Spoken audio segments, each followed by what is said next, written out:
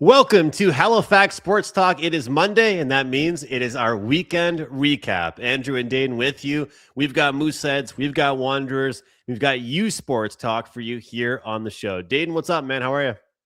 Well, it's a very bright day, as you can tell. I tried to fix this a couple minutes ago, Andrew, but it's back. The sun is just shining through, and maybe that's because both Halifax teams were able to pick up a win this weekend. Is it monkey see, monkey do, or is it a little bit of whatever you can do, I can do better? Because whenever one team wins, the other tends to do the same, like we mentioned a couple times, or if they lose, the other team's losing as well. So a great I love weekend in it. Halifax, you know?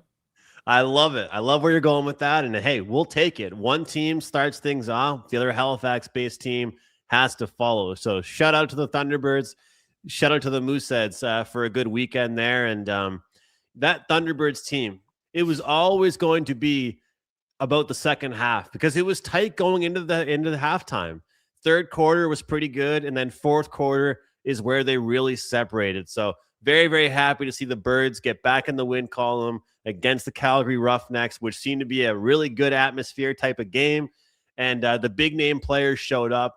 They scored a ton, put on a good show, and now the Thunderbirds get to come back home and play Las Vegas at the Nest in Halifax this coming weekend, which we'll get Jeremy's thoughts on Thursday of. So, hey, back in the win column. They didn't hear any bell, all right? They're ready to go. They're not going anywhere, and hopefully this team is ready to go on a run.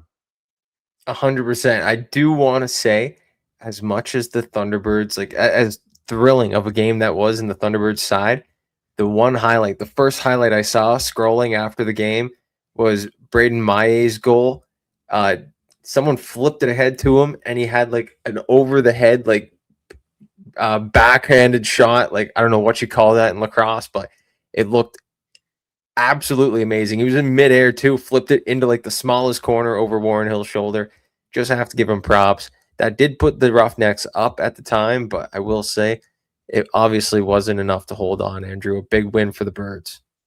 Really, really big win. And as I said, like the start of the game was close, but then they started to slowly separate. But one thing about this Thunderbirds team this year, Dayton, is that they have always kept the fans entertained. It hasn't really been much of an easy victory for them by any means, but they separate, they get the big victory. And you know, when you look at what Jeremy said when it came to his breakdowns, he talked with us about how he expected more goals in this game. He expected a little bit more out of them. And when we look at that game against the Roughnecks, you know, to put up 14, that's what they needed, was their goal scoring to be there, the depth scoring to be there, and not just that, but the goal scoring to come at the best time possible, and that was in the fourth quarter. So you absolutely love to see it. They played until the final whistle, and they put on a show. So great work, and as you've kind of alluded to, how great the goaltending has been for them all year long with Warren Hill, 43 saves for him. And like I said, the big name guys coming to play. And our guy, Jeremy, putting in so much work with us every single week. And he got to be there in attendance. For a lot of you guys that don't know, Dayton's talked about it already before, but he's our resident Thunderbirds insider. But he's actually following from a different coast. He's on the West Coast. So he was able to make the trip, check out the game. And here he is right here, Jeremy, on site in Calgary, enemy territory, representing, wearing the Thunderbird shirt, and there to see the win. So he got to talk about it. He got to break it down with us, and he got to go there and see all of his analysis get put in play. And he was absolutely spot on with his work this week for us. What a game that would have been to go see, especially Jeremy, like you said, not too far from Calgary. And it's obviously a great experience for him getting to see a different side of the Thunderbirds, like many Halifax fans haven't been able to see much recently. And I thought you were going that way at first. You said, you know, they needed the big scoring to be there. They needed all their top guys to be there. And then they also needed Jeremy Keefe to be there because he might have been the horseshoe in the back pocket, if you know where I'm going, Andrew. Jeremy, maybe we need you to come out to Halifax, and we'll get you a ticket March 7th because the Las Vegas Desert Dogs are coming, and the Thunderbirds might need their lucky charm to come bring them another victory. But in all seriousness, Andrew, a great game. Like Jeremy said last week, if they can get the win here and then kind of start to turn things around, they might start to go in the right direction. This is the 7-4 win on the season, so it puts them one behind Las Vegas. Las Vegas is 6-4, so they have one less game played, but they're in the same kind of trajectory. If they can turn things around, who knows?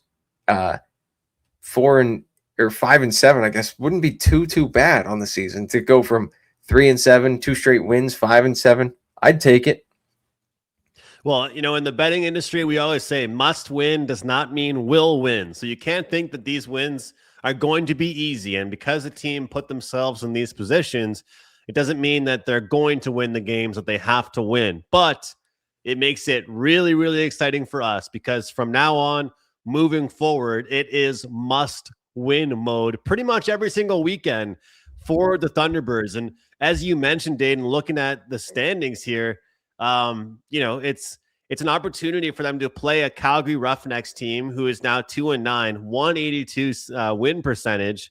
And then now again, like you talked about, not too much better for Las Vegas. So it's an opportunity to take advantage of a schedule, right? Like get yourself back on track, use the schedule being given to you. Now you got to get back home. And you and I both know the fans show up.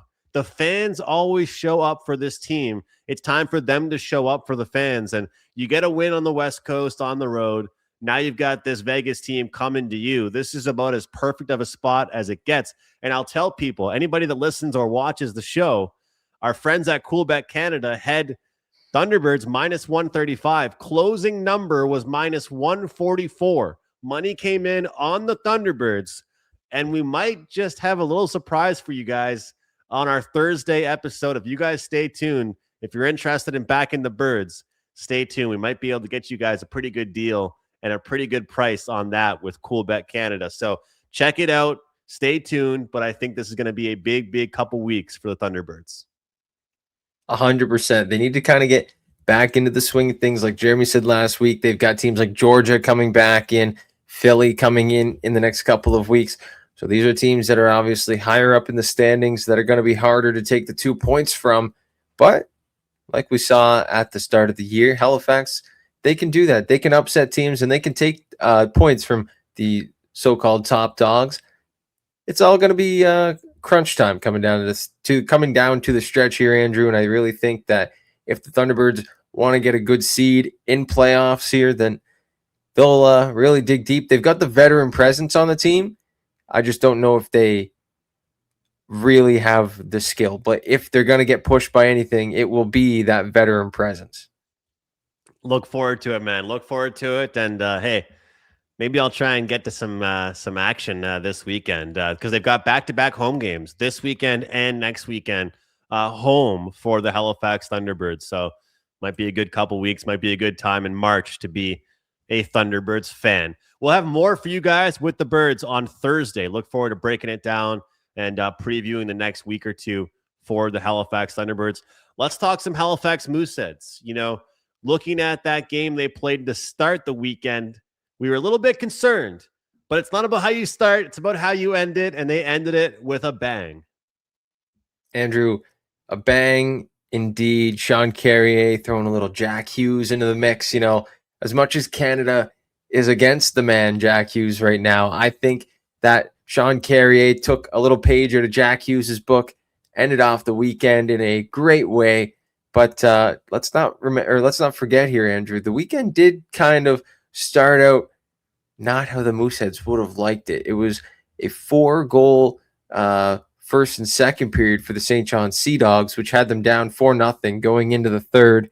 A couple of goals from the Moose that kind of got them back on track, but a late goal from Dylan Rossi and a 5-2 win for the Sea Dogs in a game where they actually were coming in with a brand new coach, a head coach and assistant coach that were just fired that day in Travis Cricket and Mark Lee, and then a brand new coach in Brian Casey that comes in and kind of steers the ship in a different direction. I don't know if it was kind of a new coach bump, if you will, something where the new coach comes in and the boys are feeding off the energy, and they were able to roll into Halifax and just absolutely dominate. I kind of think that's what happened, because if you look at the scoreboard, it was a very disciplined game from both sides, and the Sea Dogs were just kind of able to explode offensively really early. 3 minutes in, they started it, and it never really stopped.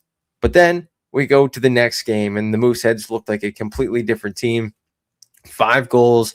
We talk about it, Andrew. I don't know if they can win a game without going up to the 5-6 goal region, but man, when they do get up there and they do pull these wins off, it is electric, especially when you get to watch Sean Carrier do something like he did in overtime this past weekend. Oh my goodness. Like you said, channeling his inner Jack Hughes. What a selly. Getting down on one knee, firing the crowd up, and then he just tosses the stick into the crowd.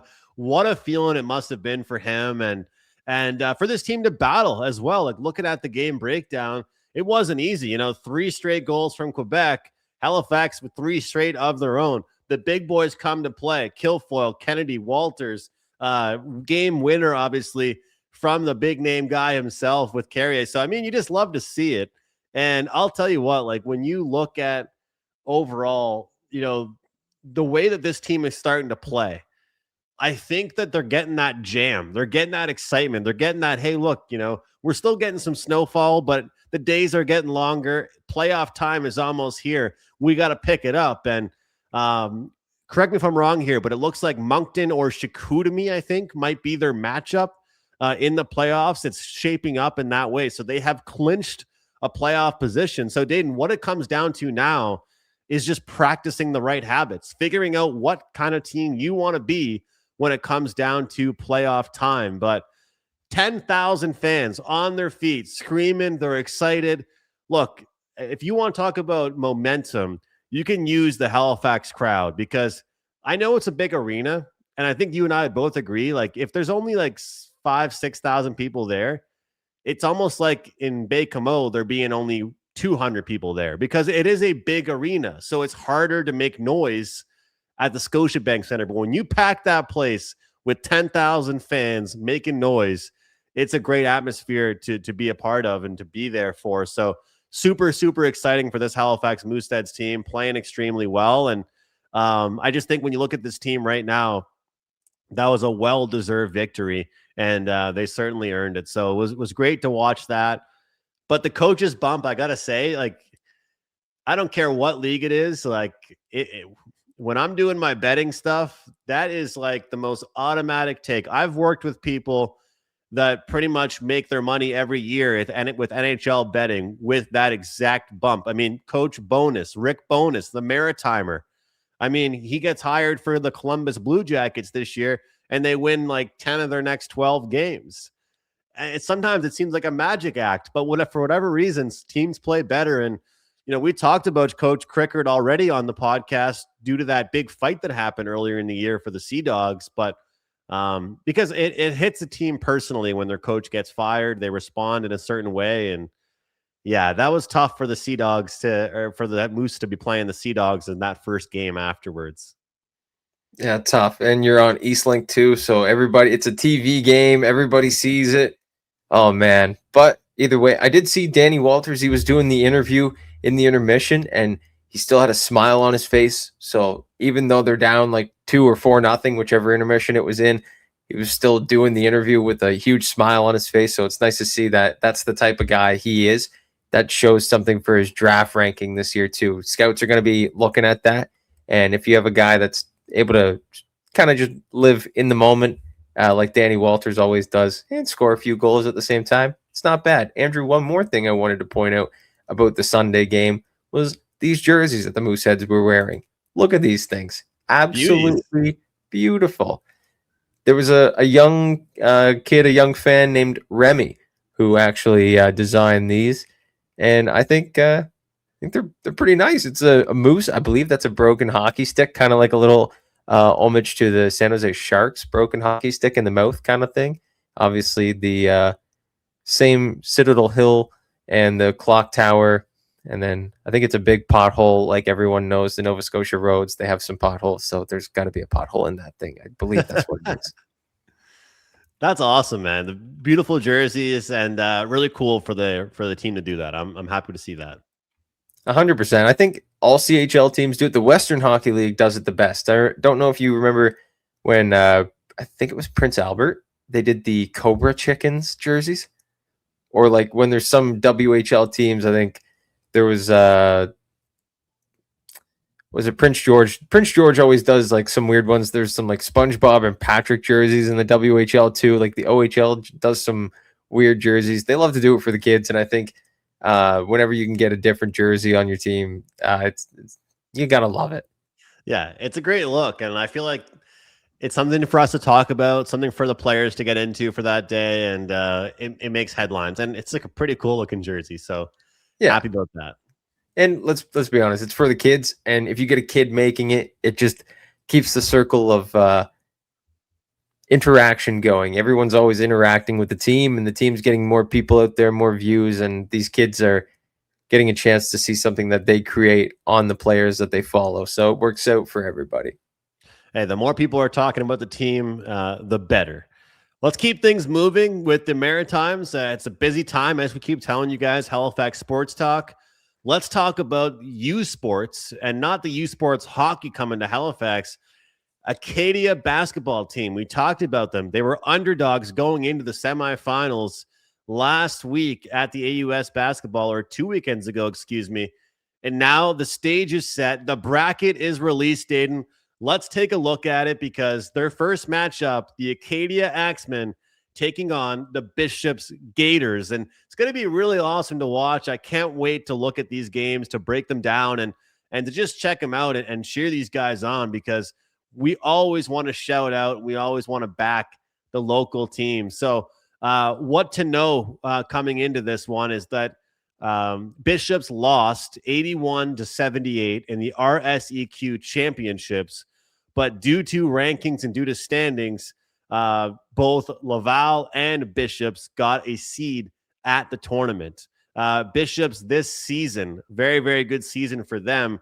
17-4 overall record, 810 win percentage, 14-3 in conference play, 10-1 at home. So very, very good team. And looking over at our friends at Coolbet, we already see numbers out there. Bishops 9.5-point favorites against Acadia. So looking here, we've got UBC, we've got Victoria, we've got Calgary, we've got Carleton, we've got Laval. We've got a lot of teams in this tournament. It's the U Sports 2026 Final 8, and we hope that Acadia can pull it off one more time and keep it going, as we're always cheering for the Maritime teams here on Halifax Sports Talk. So Acadia, you won the semis, you won the AUS Basketball Championships. Now it's time to take it to the national stage.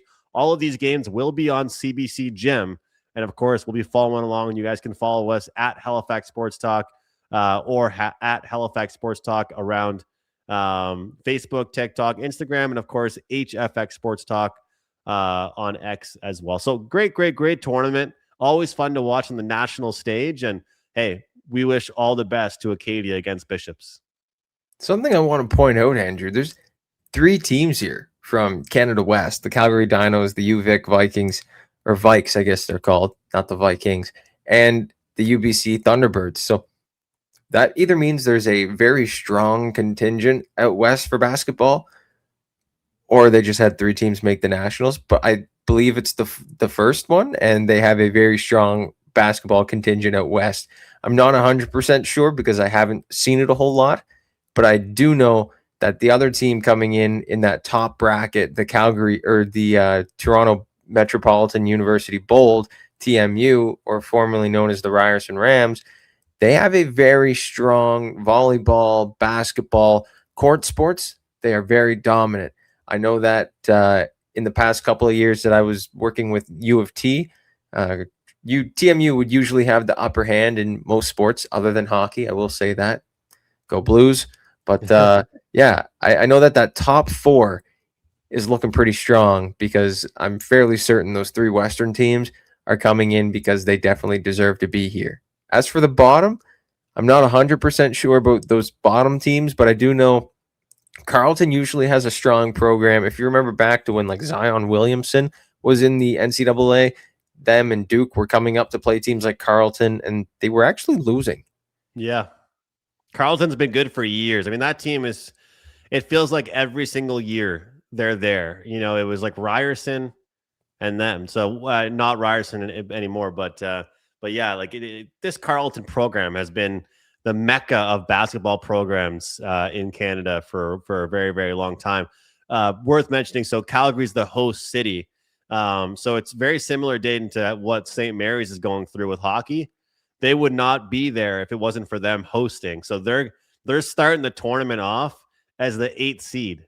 So if we take a look again at the bracket here, it's going to be a tough go for them against UVic because they're playing the top seed going into the tournament. So it's like, hey, come out and support us. We're the host team. We're the host city, and then you draw the toughest team in the whole tournament in the first day. So, which is probably going to be very similar to what happens with St. Mary's. It's very tough, and I don't know if this is like a scene or a thing where the losing teams in this nationals have a losers bracket to go into. I remember when I was working at the soccer nationals for U Sports, the losing team would kind of have a losers bracket to go into, so they weren't just going out there for one game and then going home. It doesn't look like this is going to be the case. I'm not 100% sure, but if I look at that bracket the way I look at it, I think it's a one and done type of deal, Andrew, and Yeah. that's tough. Yeah, that's going to be actually. Well, let's pull it up right now. I got CoolBet with me. We always want to use CoolBet for our for looking at. Actually, okay, interesting. So, unfortunately, Acadia is actually the biggest underdog at +9.5, but Calgary's not too far back at +8.5 against Victoria. Good news is Toronto Metropolitan 1-point favorites, Laval 1-point favorites. So the other two games are set to be really, really good.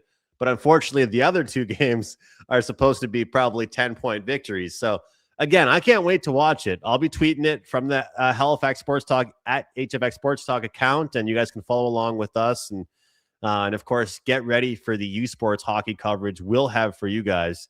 Dayton, clear your schedule, clear your weekend. You and I are going to be going. We're buzzing around the Scotiabank Center. The U Cup is coming to Halifax, and I can't wait to follow along with that. All I have to say is go Axemen for the basketball championships. And then, like Andrew just said, stay tuned, everyone. And the only other thing I was going to mention was that we've got another AUS thing to mention. We always want to shout out the university sports. It's championship season right now. We've got the St. Mary's Huskies women's volleyball team in action. And they're looking to close out their series on Tuesday as they got the job done on Sunday in the first game. It's only a best of 3, which is, I don't really know how I feel about that being best of 3, Dayton, when it's a championship series, but I guess that's how they're doing it with volleyball. But I've actually had the privilege of calling some of these games and calling some of the championship games, and now to kind of just look here at what this team's been able to do this season and the build that they have. They got a lot of 4th and 5th years. This is St. Mary's time to roll here. So they've got the chance to win it all on home court on Tuesday. We wish them all the best, and hopefully they can get the job done. Like I said, I'm looking at the roster right now. A handful of like 3rd, 4th, and 5th year players. So we'll see if they can kind of capture it. But I feel like looking at the roster, it's kind of now or never with this team to just keep on winning. Well, if this is the time, this might have to be the time because, like you said, 4th and 5th years, they're going to move on. And I think university sports is a lot like a junior hockey in a way where you have that rotating door of players coming in. You don't have very much time, or you think you do when it's day one. But then when you come down to it and it's senior year, you think back of all the years that you just played and time goes by quick. So I do think if they're going to capitalize, why not now?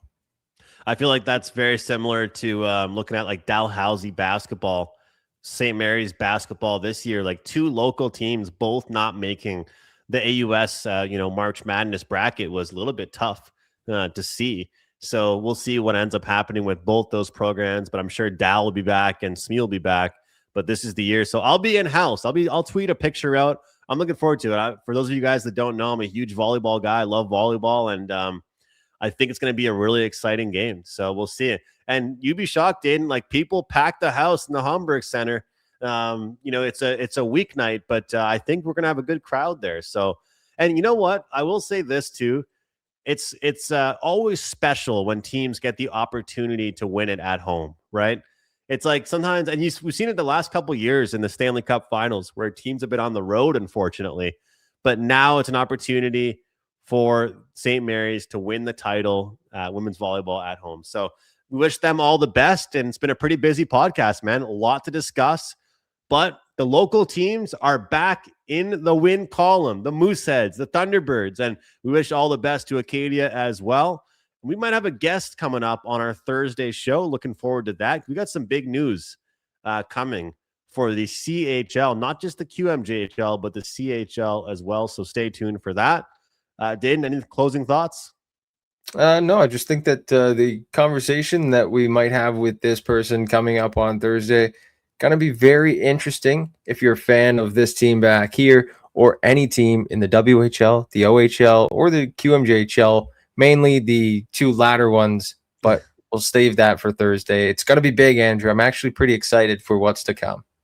Awesome. All right, guys. Well, if you've been enjoying the videos or join the podcast, make sure you hit the like button, share with your friends, or leave us a 5-star review on podcast networks. Thanks for watching. We'll see you next time.